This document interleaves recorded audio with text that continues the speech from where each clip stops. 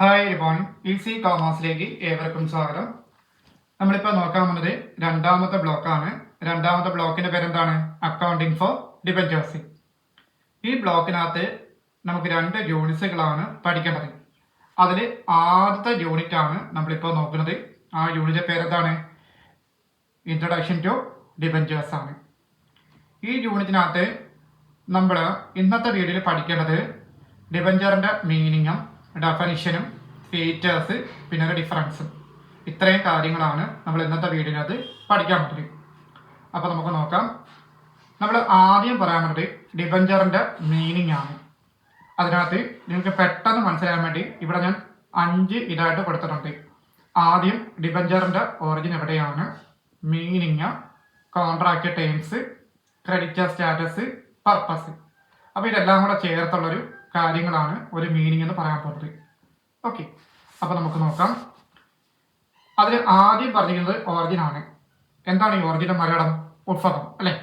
അവിടെ പറയുന്നുണ്ട്, the word debenture comes from the Latin word debere which means to borrow. അതായത് debere എന്ന Latin വാക്കിൽ നിന്നാണ് ഡിബഞ്ചേഴ്സ് എന്ന വാക്ക് ഉണ്ടായത്. ഇതിന്റെ അർത്ഥം എന്ന് പറയുന്നത് ടു ബോറോ ആണ്. ടു ബോറോ മീൻസ് കടം വാങ്ങുക എന്നതാണ്. അപ്പൊ എന്തോ പറഞ്ഞിരിക്കണം? ഡിബഞ്ചേഴ്സിന്റെ ഒറിജിൻ അല്ലെങ്കിൽ ഉത്ഭവം എന്ന് പറയുമ്പോൾ എവിടെ ആയിരിക്കണം? ഡിബറെ എന്ന ലാറ്റിൻ വാക്കിൽ നിന്നാണ് ഡിബഞ്ചർ എന്ന വാക്കുണ്ടായത്. ഇതിന്റെ അർത്ഥം എന്ന് പറഞ്ഞിട്ടാണ് to borrow. To borrow means കടം വാങ്ങുക എന്നാണ്. ഇനി മീനിങ് പറഞ്ഞിട്ടാണ് അർത്ഥമാണ് അല്ലെ? അതെന്തോ പറയുന്നത്? A debenture is a written document or instrument issued by a company that acknowledges its debt and bears the company's official sale. അപ്പോൾ എന്ത് പറഞ്ഞിരിക്കുന്നത്?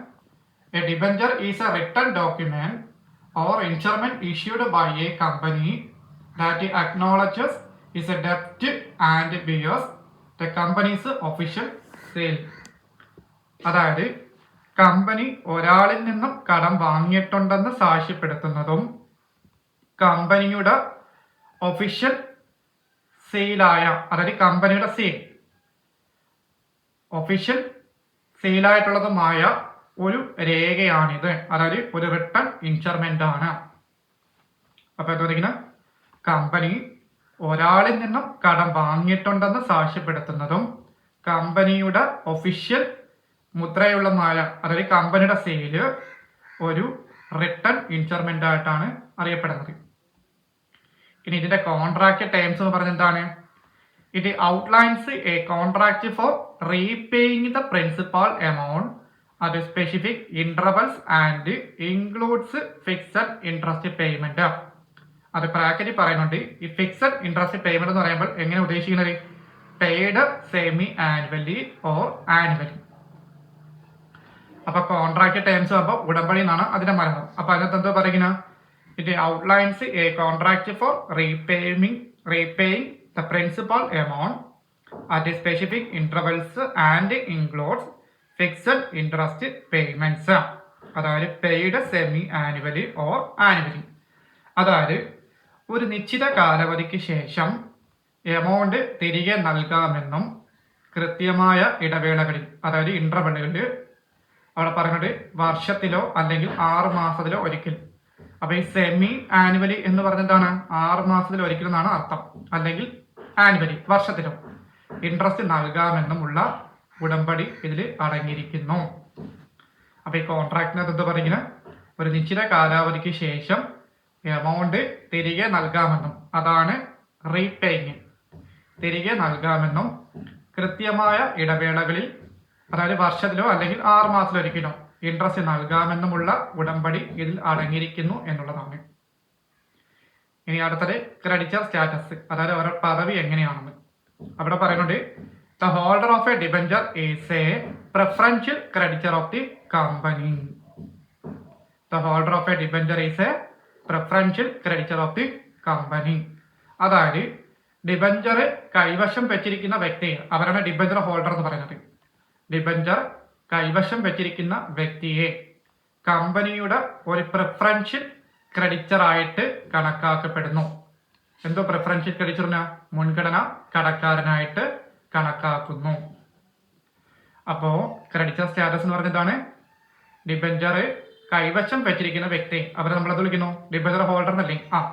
ആ വ്യക്തിയെ കമ്പനിയുടെ ഒരു പ്രിഫറൻഷ്യൽ കടക്കാരനായി, അതായത് പ്രിഫറൻഷ്യൽ ക്രെഡിറ്ററായി കണക്കാക്കുന്നു.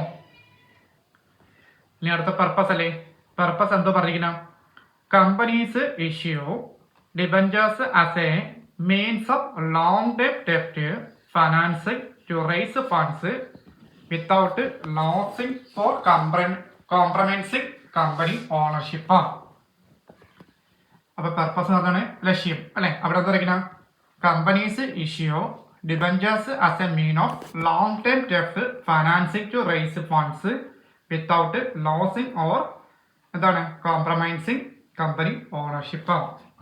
അതായത് കമ്പനിയുടെ ഉടമസ്ഥ അവകാശം ഓണർഷിപ്പ് വിട്ടുകൊടുക്കാതെ തന്നെ ലോങ് ടൈം ഫണ്ട് കണ്ടെത്താൻ കമ്പനികൾ ഡിബഞ്ചറുകൾ ഉപയോഗിക്കുന്നുണ്ട്. കമ്പനിയുടെ ഓണർഷിപ്പ്, അതായത് കമ്പനിയുടെ ഉടമസ്ഥ അവകാശം വിട്ടുകൊടുക്കാതെ തന്നെ ലോങ് ടൈം ഫണ്ടിങ്, അതിന് നമ്മൾ ലോങ് ടൈം ഡെപ്റ്റ് ഫൈനാൻസിങ് പറഞ്ഞത്, ലോങ് ടൈം ഫണ്ട് കണ്ടെത്താനായിട്ട് കമ്പനികൾ ഡിബഞ്ചറുകൾ ഉപയോഗിക്കുന്നുണ്ട്. അതാണ് ഈ മീനിങ്ങിനകത്ത് പറഞ്ഞിരിക്കുന്നത്. അപ്പൊ നമ്മൾ ആദ്യം പറഞ്ഞത് ഒറിജിനും, രണ്ടാമത് പറഞ്ഞ മീനിങ്, മൂന്നാമത് പറഞ്ഞ കോൺട്രാക്ട് ടേംസ്, അതായത് ഉടമ്പടി എങ്ങനെയാണെന്നും, പിന്നെ അതിന്റെ പദവി അതാണ് സ്റ്റാറ്റസ്, പിന്നെ പറഞ്ഞത് പർപ്പസ്. അപ്പൊ ഇത്രയും കാര്യങ്ങൾ മനസ്സിലായോ? ഓക്കെ. ഇനി നമ്മൾ അടുത്തതായിട്ട് പറയുന്നത് ഒരു ചെറിയൊരു ഡെഫിനിഷൻ ഉണ്ട്. ഇവിടുത്തെ ഡെഫിനിഷൻ പറഞ്ഞത് ഒരു കമ്പനീസ് ആക്ട് ആണ് അല്ലെ. കമ്പനീസ് ആക്ട് അണ്ടർ സെക്ഷൻ 230 പറഞ്ഞിരിക്കുന്നത് a debenture includes debenture stock, bonds or any other instrument of a company that evidences a debt whether it creates a charge on the company's assets or not.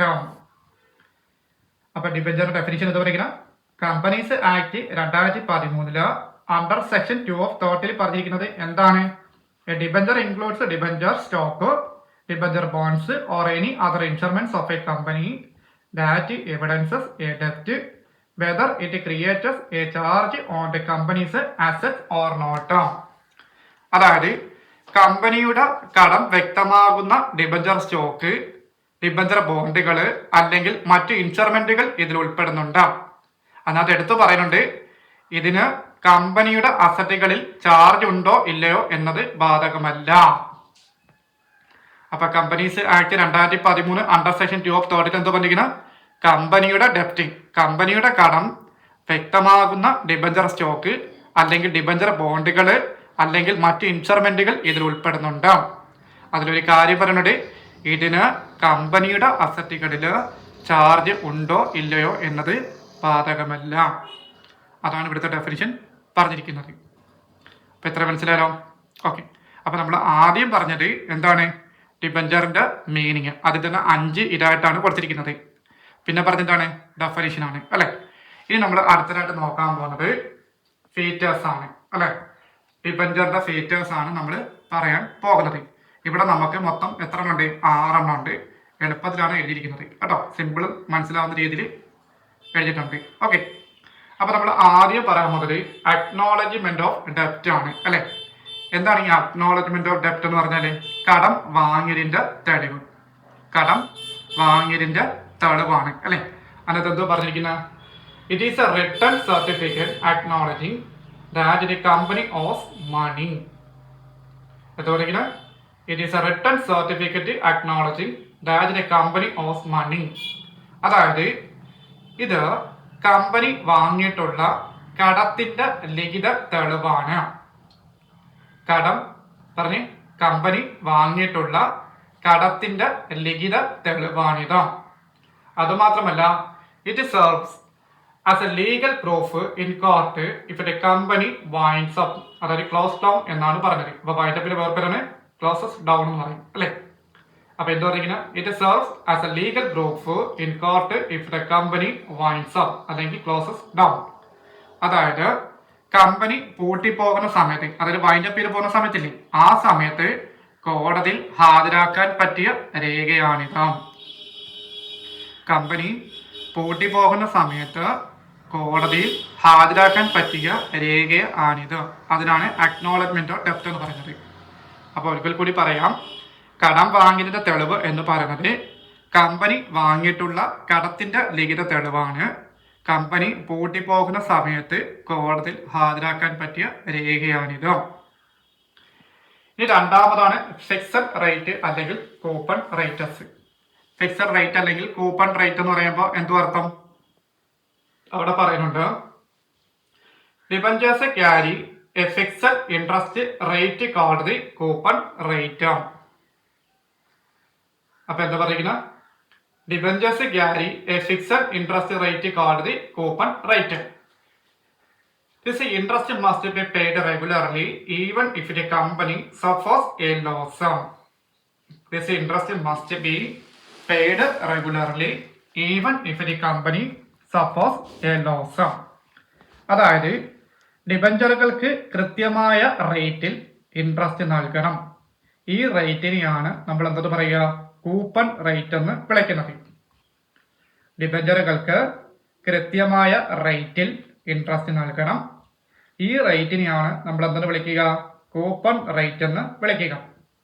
അതുമാത്രമല്ല, കമ്പനിക്ക് നഷ്ടം ഉണ്ടായാൽ പോലും ഈ interest compulsory ആയിട്ട് നൽകിയിരിക്കണം. കമ്പനിക്ക് loss ഉണ്ടായാൽ പോലും ഈ ഇൻട്രസ്റ്റ് നിർബന്ധമായും നൽകിയിരിക്കണം എന്നുള്ളതാണ്. മൂന്നാമതാണ് റിഡംഷൻ. റിഡംഷൻ എന്ന് പറഞ്ഞിട്ടാണ് തിരിച്ചു നൽകുക, അല്ലെ? അപ്പൊ അതിനകത്ത് എന്ത് പറയുന്ന? Unlike shares, debentures are repaid by the company after a specific period. അപ്പൊ എന്ത് പറയുന്ന? Unlike shares, debentures are repaid by the company after a specific period. The return of this principal amount on its maturity date is called redemption. The return of this principal amount on its maturity date is called redemption. അതായത് ഷെയറുകളിൽ നിന്നും വ്യത്യസ്തമായി ഡിബഞ്ചറുകൾ ഒരു നിശ്ചിത കാലാവധി, അതാണ് maturity date എന്ന് പറയും, ഒരു നിശ്ചിത കാലാവധി കഴിയുമ്പോൾ കമ്പനി തിരികെ നൽകും. ഈ പ്രോസസ്സിനെയാണ് നമ്മൾ എന്താ വിളിക്കുക? റിഡംഷൻ എന്ന് പറയുന്നത്. ഒരിക്കൽ കൂടി പറയാം, എന്താണ് റിഡംഷൻ എന്ന് പറഞ്ഞാൽ? ഷെയറുകളിൽ നിന്നും വ്യത്യസ്തമായി ഡിബഞ്ചറുകൾ ഒരു നിശ്ചിത കാലാവധി, അതാണ് മെച്യൂരിറ്റി ഡേറ്റ്, ഒരു മെച്യൂരിറ്റി ഡേറ്റ് കഴിയുമ്പോൾ കമ്പനി തിരികെ നൽകും. ഈ പ്രോസസ്സിനെയാണ് നമ്മൾ എന്താ വിളിക്കുക? റിഡംഷൻ എന്ന് വിളിക്കുന്നത്. ഇനി നാലാമതാണ് സെക്യൂർഡ്. എന്താണ് സെക്യൂർഡ് എന്ന് പറഞ്ഞാൽ? സുരക്ഷിതത്വം, അല്ലെ? അവിടെ എടുത്ത് പറയുന്നുണ്ട്, they are generally secured because they involve collateral. എന്താണ് ഈ കൊളാട്രൽ? മീൻസ് ഈടെന്ന് പറയും. If the company fails to pay, debenture holders can claim the specific company asset mentioned in this certificate. അപ്പൊ എന്ത് പറയുന്നത്? They are generally secured because they involve collateral. അപ്പൊ collateral വെള്ളം means ഇതാണ് ഈടെന്ന് പറയും. If the company fails to pay, debenture holders can claim the specific company assets mentioned in the certificate. അതായത് ഡിബഞ്ചറുകൾ സാധാരണയായി സുരക്ഷിതമാണ്. ഡിബഞ്ചറുകൾ നോർമലി സുരക്ഷിതമായിരിക്കാം. കമ്പനി പണം തിരികെ തന്നില്ലെങ്കിൽ ഡിബഞ്ചർ ഹോൾഡർമാർക്ക് അവകാശപ്പെടാൻ തക്കവണ്ണം കമ്പനിയുടെ ഏതെങ്കിലും അസറ്റുകൾ ഇതിനായി കൊളാട്രൽ വെക്കാറുണ്ട്, ഈടായിട്ട് വെക്കാറുണ്ട്. സെക്യൂരിറ്റി എന്ന് പറയും. മനസ്സിലായല്ലോ? ഡിബഞ്ചറുകൾ നോർമലായിട്ട് സുരക്ഷിതമാണ്.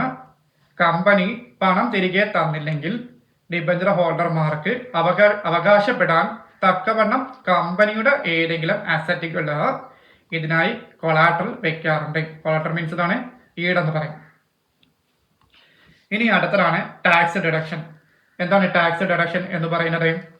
The interest paid on debentures is considered an expense, അതായത് a charge against profit, making it a tax deductible expenditure that reduces the company's tax burden. അതായത് ടാക്സ് ഡിഡക്ഷൻ എന്ന് പറഞ്ഞിട്ടാണ് നികുതി ഇളവെന്ന് പറയും, അല്ലെ? അതായത് ഡിബഞ്ചറിന്മേൽ നൽകുന്ന ഇൻട്രസ്റ്റ് പ്രോഫിറ്റിൽ നിന്നുള്ള ഒരു എക്സ്പെൻസായി കാണിക്കുന്നതിനാൽ, അതാണ് ചാർജ് എഗൻസ്റ്റ് പ്രോഫിറ്റ് എന്ന് പറയും, കാണിക്കുന്നതിനാൽ ഇതിന് ടാക്സ് ബെനിഫിറ്റ് ലഭിക്കും, ടാക്സ് ഇളവ് ലഭിക്കും. ഡിബഞ്ചറിന്മേൽ നൽകുന്ന ഇൻട്രസ്റ്റ് പ്രോഫിറ്റിൽ നിന്നുള്ള ഒരു എക്സ്പെൻസായി, അതാണ് ചാർജ് എഗൻസ്റ്റ് പ്രോഫിറ്റ് എന്ന് പറയും, ലാഭത്തിൽ നിന്നുള്ള ഒരു എക്സ്പെൻസായി കാണിക്കുന്നതിനാൽ ഇതിന് ടാക്സ് ഇളവ് ലഭിക്കും, അതാണ് ടാക്സ് ബെനിഫിറ്റ് എന്ന് പറയും, അല്ലെങ്കിൽ ടാക്സ് ഡിഡക്ഷൻ എന്ന് പറയും. ലാസ്റ്റ് പോയിന്റ് ആണ് നോ വോട്ടിംഗ് പവർ, വോട്ടിംഗ് അവകാശമില്ല. അവിടെ പറയുന്നുണ്ട് debenture holders are creditors, so they do not enjoy any voting rights in the company's management decision. Debenture holders are creditors, so they do not enjoy any voting rights in the company's management decisions. Debenture ഹോൾഡർമാർ കമ്പനിയുടെ എന്താണ്, creditors അല്ല, sorry, കമ്പനിയുടെ ഉടമകളല്ല, കടം തന്നവർ മാത്രമാണ്. അപ്പൊ എന്താ പറയുന്നത്, ഡിബഞ്ചർ ഹോൾഡർമാർ കമ്പനിയുടെ ഉടമകളല്ല, അതായത് ഓണേഴ്സ് അല്ല, കടം തന്നവർ മാത്രമാണ്, അതാണ് ക്രെഡിറ്റേഴ്സിനടുത്ത് പറഞ്ഞിരിക്കുന്നത്. അതിനാൽ അവർക്ക് കമ്പനിയുടെ തീരുമാനങ്ങൾ, അതായത് ഡിസിഷനിൽ നിന്ന് യാതൊരുവിധ വോട്ടിംഗ് റൈറ്റും ഉണ്ടായിരിക്കില്ല. അപ്പൊ ഒന്ന് പറഞ്ഞ്, ഡിബഞ്ചർ ഹോൾഡർമാർ കമ്പനിയുടെ ഓണേഴ്സ് അല്ല, നേരെ മറിച്ച് കടം തന്നവർ മാത്രമായിട്ടാണ് നമ്മളിവിടെ കൺസിഡർ ചെയ്യുന്നത്. അതിനാൽ അവർക്ക് കമ്പനിയുടെ തീരുമാനങ്ങളിൽ യാതൊരുവിധ വോട്ടിംഗ് റൈറ്റും ഉണ്ടായിരിക്കില്ല എന്നുള്ളതാണ്. അപ്പൊ ഡിബഞ്ചേഴ്സിന്റെ ഫീച്ചേഴ്സ് മനസ്സിലല്ലോ. അപ്പൊ എന്തൊക്കെയാണ്, അക്നോളജ്മെന്റ് ഓഫ് ഡെപ്റ്റ് ഉണ്ട്, ഫിക്സഡ് റേറ്റ് അതായത് കൂപ്പൺ റേറ്റ് എന്ന് പറയാം, പിന്നെ റിഡംഷൻ ഉണ്ട്, സെക്യൂർഡ് ഉണ്ട്, ടാക്സ് റിഡക്ഷൻ ഉണ്ട്, നോ വോട്ടിംഗ് പവർ ഉണ്ട്. അപ്പൊ ഇത്രയാണ് ഡിബഞ്ചറിന്റെ ഫീച്ചേഴ്സ് എന്ന് പറയുന്നത്. ഇനി നമ്മൾ അടുത്തതായിട്ട് പറയാൻ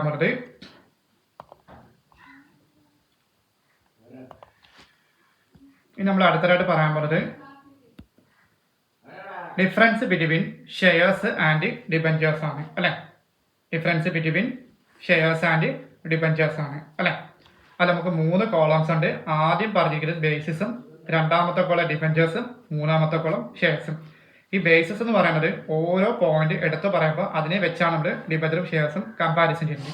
ഓക്കെ, അത് ആദ്യം നമ്മൾ പറയുന്നത് ഓണർഷിപ്പാണ്. എന്താണ് ഈ ഓണർഷിപ്പ് എന്ന് പറഞ്ഞാൽ? ഉടമസ്ഥത അല്ലെ. അത് ഷെയർസിനകത്ത് എന്തോ പറഞ്ഞിരിക്കുന്നത്, സോറി, ഡിബഞ്ചേഴ്സിനകത്ത് എന്തോ പറയുന്നത്, ഇറ്റ് ഈസ് എ ഡെപ്റ്റ് ആണ് അല്ലെ.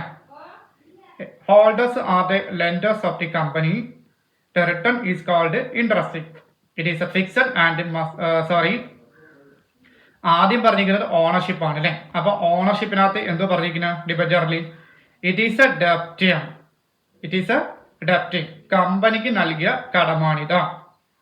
Holders are the lenders of the company, holders are the lenders of the company, അതായത് ഡിബഞ്ചർ ഹോൾഡർമാർ കമ്പനിയുടെ കടം കൊടുത്തവരാണ്, അവരാണ് നമ്മൾ ലെൻഡേഴ്സ് എന്ന് പറയും. അപ്പൊ ലെൻഡേഴ്സ് എന്ന് പറഞ്ഞാലാണ് ഡിബഞ്ചർ ഹോൾഡർമാർ കമ്പനിയുടെ കടം കൊടുത്തവരാണ് ലെൻഡേഴ്സ് എന്ന് പറയാം. നേരെ മറ്റ് ഷെയർസിനകത്ത് എന്ത് പറയുന്നത്, ഇറ്റ് ഈസ് എ ക്യാപിറ്റൽ, കമ്പനിയുടെ ക്യാപിറ്റലായിട്ടാണ് നമ്മൾ അറിയപ്പെടുന്നത്. അതുമാത്രമല്ല holders are the owners of the company, share ഹോൾഡർമാർ കമ്പനിയുടെ ഓണേഴ്സ് ആണ്, ഷെയർ ഹോൾഡർമാര് കമ്പനിയുടെ ഓണേഴ്സ് ആണ്. അപ്പൊ ഓണർഷിപ്പ് എന്താ മനസ്സിലല്ലോ. അപ്പൊ ഡിബഞ്ചേഴ്സിനകത്ത് ഓണർഷിപ്പ് എന്ന് പറഞ്ഞാൽ കമ്പനിക്ക് നൽകിയ കടമാണിത്. ഡിബഞ്ചർ ഹോൾഡർമാർ കമ്പനിയുടെ കടം കൊടുത്തവരാണ്, അവരാണ് നമ്മൾ ലെൻഡേഴ്സ് എന്ന് പറയുന്നത്. നേരെ മറ്റ് ഷെയർസിനകത്താണെങ്കിലോ കമ്പനിയുടെ ക്യാപിറ്റലായിട്ട് കൺസിഡർ ചെയ്യുന്നു, ഷെയർ ഹോൾഡർമാർ കമ്പനിയുടെ ഓണേഴ്സ് ആയിട്ടാണ് കൺസിഡർ ചെയ്തിരിക്കുന്നത്. ഇനി അടുത്തത് പറഞ്ഞത് റിട്ടേൺ ആണ്. ഇവിടുത്തെ റിട്ടേൺ മീൻസ് പ്രതിഫലം എന്നാണ് പറയുക. എന്ത് പറയുന്നത്, the return is called interest, ഇൻട്രസ്റ്റിനെയാണ് നമ്മൾ എന്താ പറയുക, ഡിബഞ്ചേഴ്സിന്റെ റിട്ടേൺ എന്ന് പറയുന്നത്.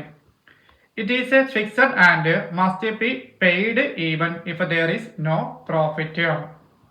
എന്ത് പറയുന്നു, it is fixed and must be paid even if there is no profit. ലാഭമില്ലെങ്കിലും ഇത് നിർബന്ധമായിട്ടും നൽകണം, ലാഭമില്ലെങ്കിലും ഇത് നിർബന്ധമായിട്ടും എന്ത് ചെയ്യണം, നൽകണം, ഇൻട്രസ്റ്റ് കൊടുക്കണം. നേരെ മറിച്ച് ഷെയർസിനകത്താണെങ്കിലോ the return is called dividend.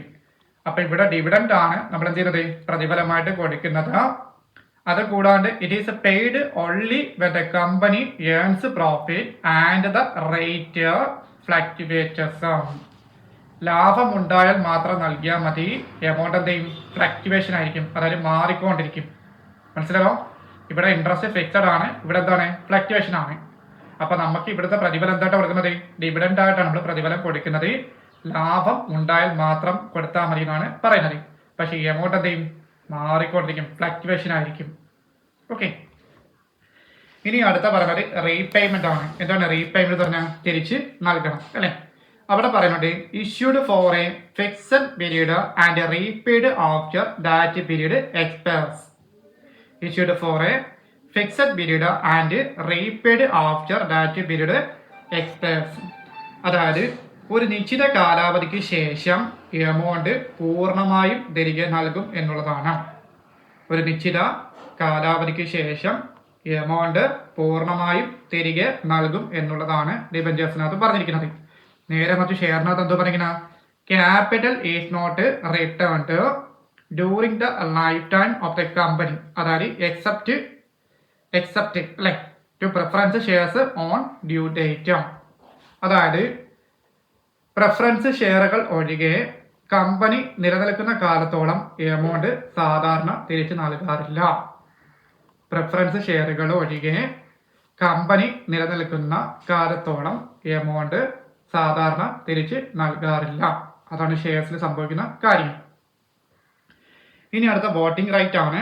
Voting right എന്ന് പറയുമ്പോൾ debenture holders have no voting right. Debenture ഹോൾഡർമാർക്ക് എന്തില്ല, വോട്ടിംഗ് അവകാശമില്ല. നേരെ മറിച്ച് ഇവിടെ ആണെങ്കിലോ share holders have voting right. അപ്പോൾ ഷെയർസിനകത്താണെങ്കിൽ ഷെയർ ഹോൾഡർമാർക്ക് എന്തുണ്ടാവും, വോട്ടിംഗ് റൈറ്റ് ഉണ്ടാവും. മനസ്സിലല്ലോ? അപ്പോൾ നമ്മൾ ഓണർഷിപ്പ് പറഞ്ഞു, റിട്ടേൺ പറഞ്ഞു, റീപേയ്മെന്റ് പറഞ്ഞു, വോട്ടിംഗ് റൈറ്റ് പറഞ്ഞു. ഇനി നമ്മൾ അടുത്തതായിട്ട് പറയാൻ പോകുന്നത് സെക്യൂരിറ്റി ആണ് അല്ലെ. അപ്പൊ സെക്യൂരിറ്റി എന്ന് പറയുമ്പോൾ എന്താ ഉദ്ദേശിക്കുന്നത്, സുരക്ഷിതത്വം അല്ലെ. അവിടെ പറയുന്നുണ്ട് generally secured by a fixed or floating charge over company asset. Generally secured by a fixed or floating charge over company asset. അതായത് സാധാരണയായി കമ്പനിയുടെ അസറ്റുകൾ ഈടായി നൽകി, അതായത് സുരക്ഷിതമായിട്ട് നൽകി, ഈടായി നൽകി സുരക്ഷിതമായിരിക്കും എന്നുള്ളതാണ് ഇതിൽ പറഞ്ഞിരിക്കുന്നത്. അപ്പൊ എന്താ പറഞ്ഞിരിക്കുന്ന, സാധാരണയായി കമ്പനിയുടെ അസറ്റുകൾ ഈടായി നൽകി സുരക്ഷിതമായിരിക്കും എന്നുള്ളതാണ് ഡിബഞ്ചേഴ്സിനകത്ത് പറഞ്ഞിരിക്കുന്നത്. നേരെ മറ്റ് ഷെയർസിനകത്താണെങ്കിലോ not secured by any charge. യാതൊരുവിധ ചാർജും ഉണ്ടാക്കാറില്ല, യാതൊരുവിധ ഈടും ഉണ്ടാക്കാറില്ല. ഇനി കൺവേർട്ടബിലിറ്റി ആണ്. എന്താണ് കൺവേർട്ടബിലിറ്റി എന്ന് പറഞ്ഞാൽ, can be converted into shares. Debenture നമുക്ക് എന്ത് ചെയ്യാൻ പറ്റും, എന്താ പറയാ, നിബന്ധനകൾക്ക് വിധേയമായി ഡിബഞ്ചറുകൾ എന്ത് ചെയ്യാം, ഷെയറുകളാക്കി നമുക്ക് മാറ്റാൻ പറ്റും. നേരെ മറിച്ച് ഇവിടെ ആണെങ്കിലോ cannot be converted into debentures. ഷെയറുകൾ ഒരിക്കലും ഡിബഞ്ചറുകളാക്കി മാറ്റാൻ പറ്റത്തില്ല. ഡിബഞ്ചറുകളാണെങ്കിൽ നമുക്ക് ഷെയറാക്കി കൺവേർട്ട് ചെയ്യാം. നേരെ മറിച്ച് ഷെയറുകൾ എന്ത് ചെയ്യാൻ പറ്റില്ല, ഡിബഞ്ചറായിട്ട് കൺവേർട്ട് ചെയ്യാൻ ഒരിക്കലും പറ്റില്ല എന്നതാണ് പറഞ്ഞിരിക്കുന്നത്. ഇനി മൊർട്ടേജ് എന്ന് പറഞ്ഞിട്ടാണ് പണയാണ് അല്ലെ. അതെന്താ പറയുന്നത്, company assets can be mortgaged in favour of debenture holders.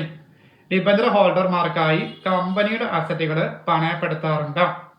നേരെ മറിച്ച് ഇവിടെ ആണെങ്കിലോ company asset cannot be mortgaged in favour of share holders. Share ഹോൾഡർമാർക്കായി അസറ്റുകൾ പണയപ്പെടുത്താറില്ല. ഷെയർ ഹോൾഡർമാർക്കായി അസറ്റുകൾ എന്ത് ചെയ്യാൻ പറ്റില്ല, പണയപ്പെടുത്താറില്ല. ലാസ്റ്റ് വണ്ണാണ് പർച്ചേസ്. പർച്ചേസ് എന്ന് പറഞ്ഞാൽ തിരിച്ച് വാങ്ങണം അല്ലെ. അപ്പൊ അതിനകത്ത് എന്ത് പറഞ്ഞിരിക്കുന്ന, a company can freely purchased its own debentures from the market without conditions.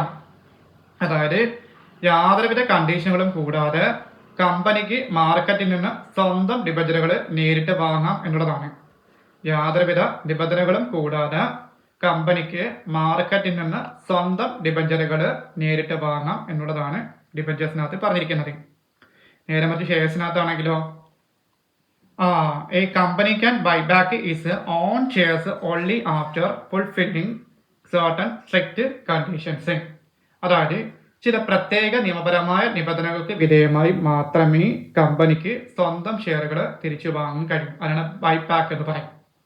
ചില പ്രത്യേക നിയമപരമായ നിബന്ധനകൾക്ക് വിധേയമായി മാത്രമേ കമ്പനിക്ക് സ്വന്തം ഷെയറുകൾ തിരിച്ചു വാങ്ങാൻ കഴിയും എന്നുള്ളതാണ്. അപ്പോൾ ഇത്രയാണ്. അപ്പോൾ എത്ര പോയിന്റ്സ് ഉണ്ട്? മൊത്തം 9 ബേസിസ് വെച്ചാണ് നമ്മൾ ഡിബഞ്ചറും ഷെയറും ഡിഫറൻസ് ചെയ്തിരിക്കുന്നത്.